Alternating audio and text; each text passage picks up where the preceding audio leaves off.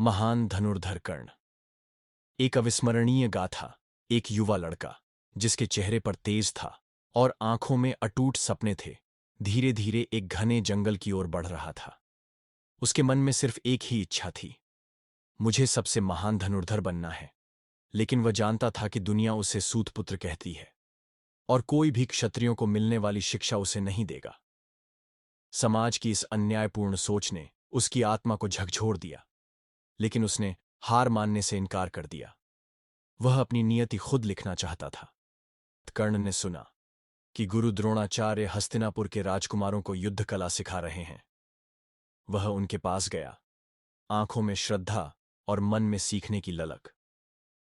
लेकिन जैसे ही द्रोण ने उसकी जाति जानी, उन्होंने उसकी योग्यता को नकार दिया। तुम क्षत्रिय नहीं हो, इसलिए मैं तुम्हें धनुर्विद्या नहीं सिखा सकता। यह शब्द तीर बनकर कर्ण के सीने में ढंस गए। लेकिन उसने हार नहीं मानी, बल्कि अपनी नियति को खुद संवारने का निर्णय लिया।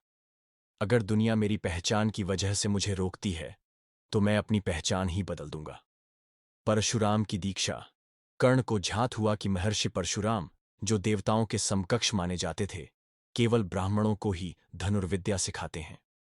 उसने एक साहसिक निर्णय लिया, अपनी पहचान बदलने का। उसने ब्राह्मणों जैसे वस्त्र धारण किए और परशुराम के आश्रम पहुंचा। गुरु परशुराम ने जब उसकी आंखों में देखा, तो उनमें एक दिव्य चमक थी, एक अडिग संकल्प। क्या तुम ब्राह्मण हो? कर्ण ने बिना झिझके सिर झुका दिया। हां, गुरुदेव। परशुराम उसकी दृढ़ता से प्रभावित हुए और उसे अपना शिष्य बना लिया। उन्होंने कर्ण को ऐसे दिव्यास्त्रों की शिक्षा दी जिनकी शक्ति अपराजेय थी। ब्रह्मास्त्र, नारायणास्त्र, पाशुपतास्त्र। कर्ण हर विद्या में निपुण हो गया। अब वह किसी से भी पीछे नहीं था। परंतु उसे यह झात नहीं था कि भाग्य उसके लिए एक भीषण परीक्षा तैयार कर चुका था। नियति का क्रूर खेल। एक दिन तपती दोपहर में गुरु परशुराम कर्ण की गोद में विश्राम कर रहे थे। तभी एक जहरीला बिच्छू कर्ण की जंघा पर चढ़ा और उसने अपनी डंक घुसेड़ दी। दर्द असहनीय था, रक्त बहने लगा, परंतु कर्ण टस से मस नहीं हुआ। उसने अपने गुरुदेव की शांति भंग नहीं होने दी। परशुराम की आंख खुली और जैसे ही उन्होंने कर्ण की जंघा से रक्त बहते देखा, उनका चेहरा कठोर हो गया। कोई ब्राह्मण इतनी पीड़ा सहन नहीं कर सकता। सच बताओ, तुम कौन हो? कर्ण का सिर झुक गया। गुरुदेव, मैं एक सूत पुत्र हूं। मैंने आपसे झूठ नहीं कहा।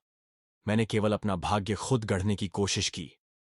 परशुराम का चेहरा क्रोध से तमतमा उठा। तुमने छल किया, इसलिए मैं तुम्हें श्राप देता हूं। जिस दिन तुम्हें अपने शस्त्रों की सबसे अधिक आवश्यकता होगी, उसी दिन तुम उन्हें चलाने की विधि भूल जाओगे। कर्ण की आंखों में पश्चाताप था, लेकिन उसका मन अडिग रहा।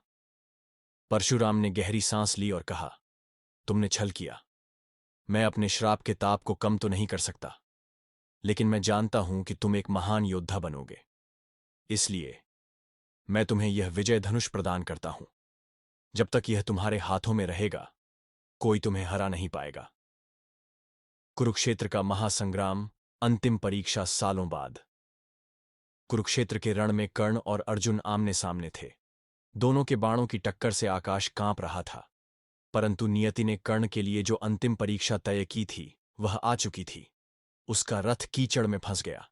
उसने अपना विजय धनुष एक क्षण के लिए रथ पर रखा और पहिया निकालने लगा। श्री कृष्ण मुस्कुराए, अर्जुन को संकेत दिया। अर्जुन ने बाण संधान किया। कर्ण ने अपनी सारी शक्ति लगाई, लेकिन तभी वह अपने दिव्यास्त्रों को भूल चुका था। उसकी आंखों में विस्मय था, दर्द था, पर हार नहीं थी। एक क्षण, एक तीव्र बाण, और कर्ण की वीरगति हो गई।